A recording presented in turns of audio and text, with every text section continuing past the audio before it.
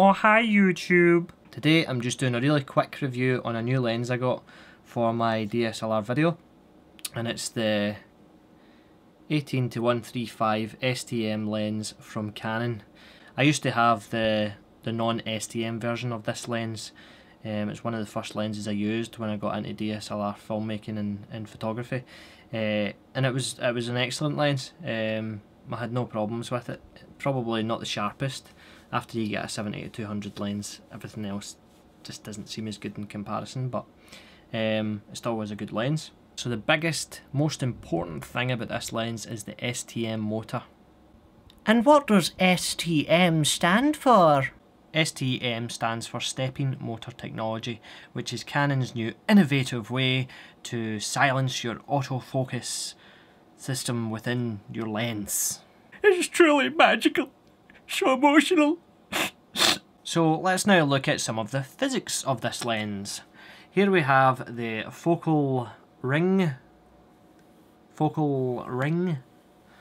which as you spin makes the lens go from 18 to 135. Look at that motion, look at that. Just in front of that you have your very nice focus ring. So that was the focal or the zoom ring, and now the focus ring, zoom, focus. Both of them very nice. Obviously kind of hard plastic-y feeling, but nice to the touch, nice. At the front of the lens you have the gorgeous glass. Look at that, look at that. Spot free and dust free because it's just new. Yes, you're just new, aren't you? Yes, yes you are. The diameter of the lens thread is 67mm, which is a pretty standard size, so you'll have no trouble getting your UV filters, your ND filters and whatever else filters you use. Another nice thing is the back of it is not plastic, it's metal connections to your camera, which is always a nice point to see. The overall feel of the lens, it feels quite sturdy. Obviously not the same build quality as an L lens. It is still plasticky feeling, but good plasticky feeling, if that makes sense. I wouldn't go and play football with it, it would probably break. Who plays football with a lens, mate? On the side here you've got your wee lock switch, which will lock it, stop it from creeping in your bag or whatever. You've also got your image stabilization switch and your autofocus manual focus switch, and obviously the wee numbers there telling you what focal length you're at. The lens itself has a minimum focus distance of 40cm, so it's actually classed as macro, as you can see here. Macro. So that allows you to focus, you know, pretty close to your subject. Really good for photography and for video. The price of this lens in the UK is about $300 to $350. If you want to risk it and get it on eBay or get it imported, then you're probably looking about £100 less. But it's up to you if you want to get something that's not got a UK warranty. Totally up to you. But whatever you do and however you get it, it is an amazing, great lens for video. I'm loving it. The aperture range of this lens is 3.5 to 5.6. Now I've pointed this out in another video on my channel, but if you're doing video and you're in a well lit situation where you can use 5.6, then always keep your camera set on 5.6. That means if you zoom in and zoom out, it's staying at 5.6. Whereas if you start it with 3.5 at 18 and you zoom out, the camera will change to 5.6, which will darken your scene, possibly ruin a shot. So keep it at 5.6, and at least then your shot will look consistent if you zoom in and out within that, you know. The other really cool thing about this lens is the image stabilization system is also silent. When I first got it and turned it on, I thought it didn't work, I thought it was broke, and I had to do tests with it on and off, handheld, and then watch the video.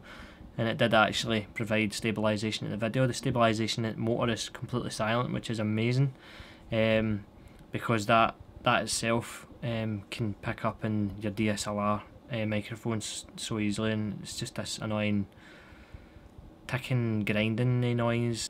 The image stabilization is also good for photography, and if you're in low light situations and you have to be using a low shutter speed, then always helps to have some IS. So I'll now show you some test videos showing you the silent operation of this. There's also one photo showing you the kind of sharpness, but it's stupid. If you want to see more photos, I recommend you just Google 18-135 STM images and have a look at them in Google, because I'm more into video than I'm photography. So okay, so right now I'm holding the 70D in my hand. The IS is on, autofocus is on, it's tracking my face tracking mode's on the 70D. 18-135 lens. No noise. No focus noise, no IS noise. Amazing.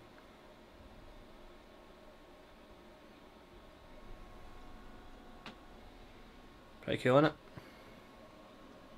Only noise you can probably hear is my computer fan. Silent. Awesome.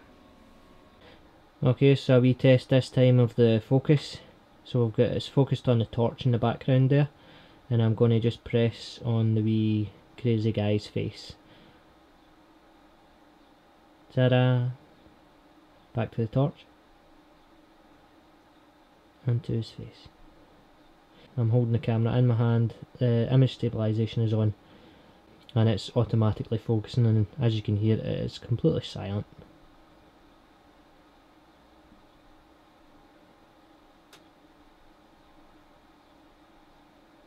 So good.